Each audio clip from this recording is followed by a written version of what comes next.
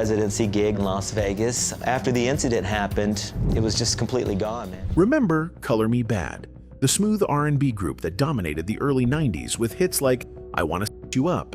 What really ended it all will leave you speechless. What happened on stage in 2018 was so shocking it ended everything they had built together. He comes and blindsides me, shoves me to the ground. I get up, I'm looking around, and I look back and I see Brian walking off saying, I'm Color Me Bad. I was just in shock. I couldn't believe that somebody, my brother would do that. This was a devastating story of addiction, violence, and brotherhood destroyed. I have a restraining order against him because I don't know what he's capable of doing. I think the reason why Kim has been upset with me is because I haven't forgave Brian for what he's done. This is the story of how one moment of rage destroyed a 30-year friendship and ended Color Me Bad forever. Oklahoma City in 1985 wasn't exactly the epicenter of the music industry, but for four teenage friends with big dreams, it was where everything began. Brian Abrams and Kevin Thornton had been tight since junior high, while Mark Calderon and Sam Waters bonded in grade school. When they came together to form Color Me Bad, none of them could have predicted the roller coaster that would define the next 3 decades. So we decided to get together and do that for a talent show. It seemed like something funny to do, and it was fun. And it went over really well. Everything clicked. Our voices, went really well together. So after that, we just kind of got addicted. The group's name came from a movie theater poster for Color of Money, but with their own street-smart twist. These weren't polished industry plants. They were genuinely talented kids who could sing, harmonize, and write their own material. In the late 80s, while other groups were being manufactured by record labels, Color Me Bad was grinding it out in local venues, perfecting their sound and building their brotherhood. Their big break came through pure hustle and timing. The group had moved to New York City, sleeping on couches and eating ramen noodles while trying to get noticed by anyone in the industry. When they landed an audition for the New Jack City soundtrack, they brought everything they had to that room. The song, I Wanna Set You Up, wasn't even supposed to be a single. It was just a soundtrack contribution that would help pay some bills. But the track exploded beyond anyone's expectations. The combination of street credibility and pop sensibility hit the market at exactly the right moment. New Jack Swing was dominating the charts, and Color Me Bad had created the perfect crossover sound that appealed to both R&B and pop audiences. The song climbed to number 2 on the Billboard Hot 100 and changed their lives overnight. Success brought opportunities they had never imagined. Grammy nominations, sold-out tours, and the kind of money that seemed impossible for 4 kids from Oklahoma. Their debut album went triple platinum, establishing them as major players in the industry. Songs like I Adore Mi Amor and All for Love proved they weren't one-hit wonders, but legitimate hitmakers. The early 90s were a whirlwind of recording sessions, television appearances, and constant touring. They appeared on Beverly Hills 90210, performed at major award shows, and lived the lifestyle that came with being young millionaires. For Brian Abrams, who served as the group's primary lead vocalist and frontman, the pressure was intense but manageable as long as the brotherhood remained strong. But even during their peak years, there were warning signs that success was taking its toll. The demands of maintaining their image, delivering hit after hit, and managing the business side of their career created stress that none of them were prepared for. They were artists who had become brands, and the pressure to maintain that brand was constant and unforgiving. The music industry of the early 90s was particularly brutal for young artists. Record labels made enormous profits, while artists often saw relatively little of the money their work generated. Color Me Bad, like many of their contemporaries, would later discover that their financial situation wasn't as secure as their success suggested. The foundation for future problems was being laid even during their greatest triumphs. By the mid-1990s, Color Me Badd had achieved everything they had dreamed of as teenagers. But the dream was becoming a nightmare. The music industry was changing rapidly, and the smooth R&B sound that had made them famous was being replaced by harder hip-hop and grunge rock. Maintaining relevance required constant evolution, but evolution meant moving away from the sound that had defined their identity. Brian Abrams felt the pressure most acutely as the group's frontman and primary creative force. Every song had to be a potential hit, every performance had to be flawless, and every public appearance had to maintain the image that fans expected. The weight of being responsible for not just his own career, but the livelihoods of his three best friends was becoming overwhelming. We had no idea how things worked back then, and I think we made a mistake by just letting our management handle it and not teach us the business as we went along, because we were all new. The cracks in their foundation started showing during the recording of their later albums. Creative differences that had once been resolved through friendly debate were becoming serious conflicts about the group's direction. Some members wanted to evolve with the changing musical landscape, while others felt they should stick to the formula that had brought them success. Financial pressures were mounting despite their apparent success. Like many artists of their era, Color Me Badd was learning that record sales didn't necessarily translate to personal wealth. Complex recording contracts, management fees, and the cost of maintaining their lifestyle meant that despite selling millions of records, their actual take-home money was far less than fans assumed. We felt like we were done wrong in a few places that we didn't agree. Like, why didn't y'all tell us this was going on or that was going on? He said, you were my first group. I really didn't know what I was doing either. For Brian, the stress manifested in ways that would define the rest of his life.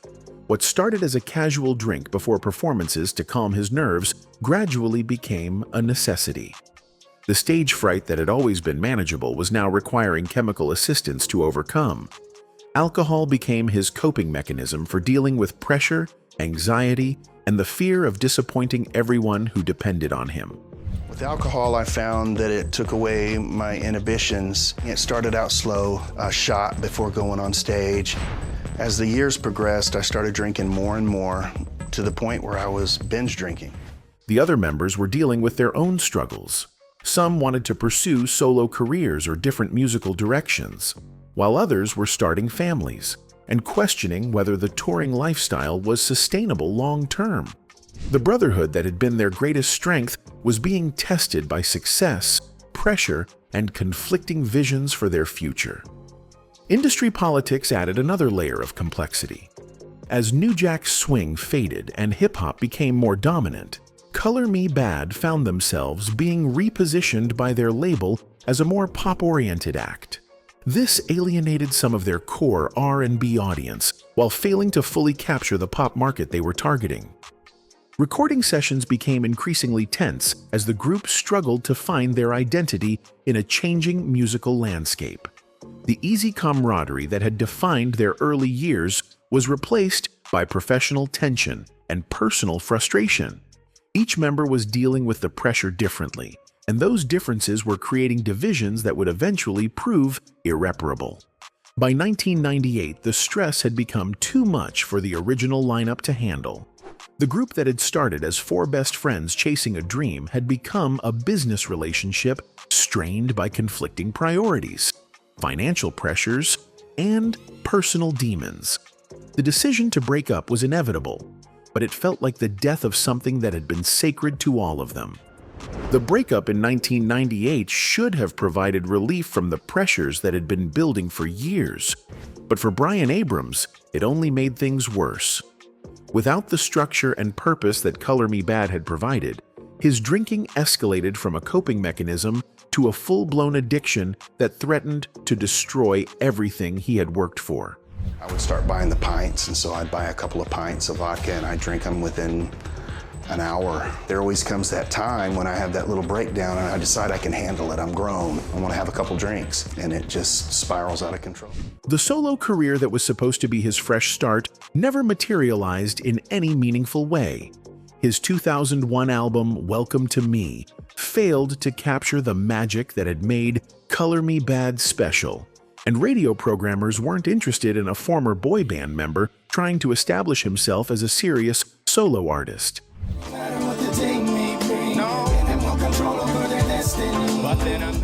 The rejection was devastating for someone who had been accustomed to automatic success for over a decade. Personal relationships suffered as his addiction progressed.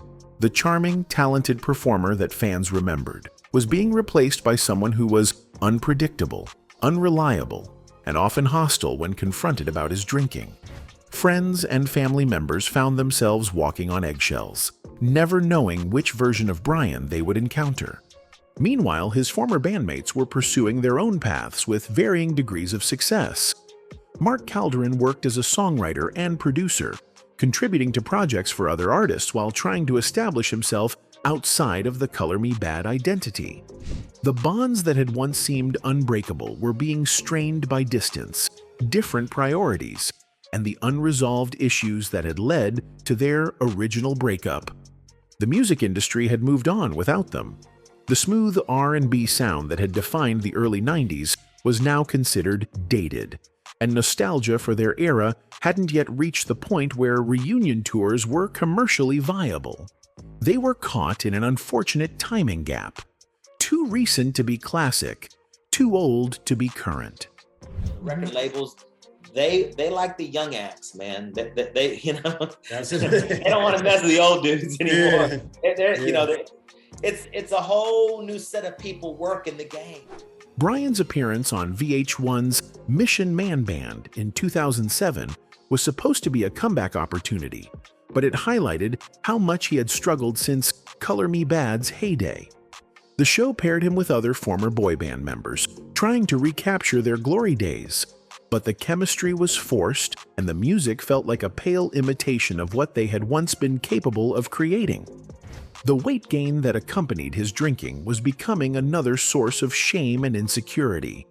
The slim, athletic performer that fans remembered was gone, replaced by someone who was visibly struggling with health issues related to his lifestyle. Public appearances became rare as Brian retreated from the spotlight that had once energized him. Legal troubles began to accumulate as his drinking affected his judgment and behavior. Missed court dates, failures to complete required counseling programs, and conflicts with law enforcement created a pattern of legal problems that would follow him for years. Each incident made it harder to book performances or secure the kind of management representation that could help rebuild his career. By the time Color Me Bad was ready to consider a reunion in 2010, the four original members were essentially strangers to each other. Years of separate struggles, different life paths, and unresolved conflicts had created an emotional distance that no amount of shared history could easily bridge. The reunion would be more about business than brotherhood, and that fundamental difference would color everything that followed. When Color Me Bad announced their reunion in 2010, it seemed like the perfect time for a comeback. Nostalgia for 90s R&B was reaching its peak. Audiences were hungry for the authentic sounds of their youth, and the group had enough distance from their problems to try again. It's a real treat, the return of Color Me Bad.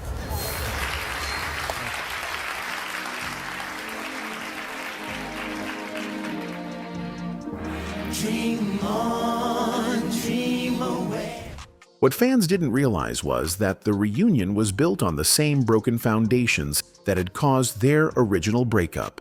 The initial lineup featured Brian Abrams and Mark Calderon as the core members, with Kevin Thornton rejoining after his years in ministry. Sam Waters chose to focus on his successful career as a producer and songwriter, having worked with artists like Whitney Houston and Kelly Clarkson. The absence of one original member should have been a warning sign that this wasn't the complete healing that fans hoped for. From the beginning, the dynamics were different than they had been in the group's original incarnation. Brian was still battling addiction issues that he wasn't fully acknowledging publicly, while Mark had developed his own perspective on how the group should operate after years of working independently. The easy collaboration that had defined their early years was replaced by a more professional but distant working relationship. Performances during the reunion period were inconsistent. When Brian was having good days, the old magic was still there. His voice remained powerful, and the chemistry between the members could still captivate audiences. But increasingly, there were shows where Brian seemed disengaged, intoxicated, or simply absent from the emotional connection that made their music special. Mark found himself taking on more responsibility for keeping the group functional, often having to cover for Brian's absences or poor performances. The role reversal was frustrating for someone who had always been a supporting member rather than the primary leader. The pressure of being responsible for maintaining Color Me Bad's reputation while dealing with Brian's unpredictability was taking its own toll. Behind the scenes, Brian's drinking was becoming more problematic and more visible. What had once been hidden from the public was now affecting their professional obligations in ways that couldn't be ignored. People know me as the lead singer of Color Me Bad. What most people don't know about me is that I'm an alcoholic. The music industry had also changed dramatically since their heyday. Social media meant that any problematic behavior could be documented and shared instantly, making it impossible to contain issues that would have been handled privately in the past. Every performance was potentially being recorded by multiple audience members, creating additional pressure to maintain professionalism. Financial arrangements for the reunion were complicated by the group's previous business disputes and Brian's personal financial struggles. Disagreements about money, creative control, and the direction of new material created tension that affected their personal relationships as well as their professional collaboration. By 2013, Brian had announced his departure from the reunion, citing personal reasons. His replacement by Martin Kember kept the Color Me Bad name alive, but it also highlighted how far the group had moved from its original incarnation. The reunion that was supposed to heal old wounds had instead created new ones, setting the stage for even more serious conflicts in the years to come. July 21, 2018, at the Del Lago Casino in Tyre, New York, should have been just another nostalgic performance for Color Me Bad. Instead, it became the night when 3 decades of friendship, resentment, and unresolved issues exploded in the most public and devastating way possible.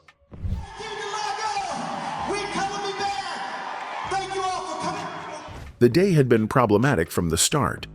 Brian Abrams arrived at the casino already heavily intoxicated, according to multiple witnesses including his own wife, who had texted Mark Calderon to warn him about Brian's condition. Despite the warning, they proceeded with the show because of contractual obligations and the professional standards that Mark insisted on maintaining. When they took the stage for their opening number, All for Love, the problems were immediately apparent. Brian was stumbling through lyrics he had performed thousands of times, singing off-key and appearing disoriented. Mark tried to compensate, but it was clear to everyone in the venue that something was seriously wrong with the group's lead singer. By the second song, Brian had disappeared entirely, leaving Mark to continue the performance as a solo act with their 2 backup dancers. Mark pushed through an hour-long set, performing Color Me Bad's greatest hits while trying to maintain the energy and professionalism that their fans deserved. As he reached the closing number, I Wanna S You Up, he was already saying goodbye to the audience and preparing to end what had been a challenging but completed performance. That's when Brian reappeared. Without warning, without explanation, he shoved Mark hard enough to send him crashing into sound equipment on the stage floor. Last year, he comes and blindsides me, shoves me to the ground. I get up, I'm looking around, and I look back and I see Brian walking off, saying, I'm Color Me Bad. I was just in shock. I couldn't believe that somebody, my brother would do that. The violence was shocking not just for its suddenness, but for its complete lack of context. Mark later described being blindsided and confused because there had been no argument, no confrontation, no build-up to the physical. One moment he was performing, the next, he was on the ground with neck and back pain while his best friend walked away. Witnesses reported that Brian screamed, "I'm mother effing color me bad," as he pushed Mark, suggesting that the attack was motivated by some twisted sense of ownership or control over the group's identity. The aftermath was swift and decisive. I have a restraining order against him because I don't know what he's capable of doing. I think the reason why Kim has been upset with me is because I haven't forgave Brian for what he's done. Mark obtained a restraining order against Brian, effectively ending any possibility of future collaboration. The friendship that had begun in high school and survived decades of success and failure was destroyed in a single moment of drunken rage that neither man could take back. The arrest footage and hospital reports from that night in New York painted a picture that no amount of public relations could rehabilitate. Brian Abrams, the voice that had once charmed millions, was now known primarily for violently attacking his oldest friend on stage. The man who had spent his career bringing joy to audiences had created a moment of pure ugliness that overshadowed everything else. In the days following the incident, Brian attempted to reach out to Mark multiple times, but his calls went unanswered.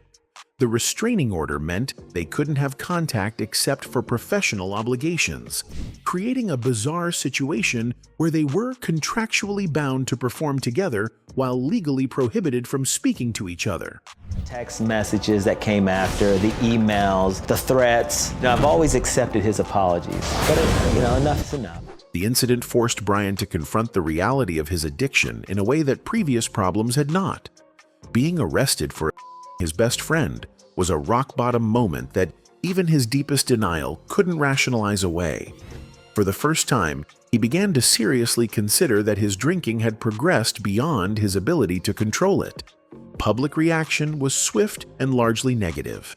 Fans who had grown up with Color Me Bad's music expressed shock and disappointment at seeing their childhood heroes destroy each other so publicly.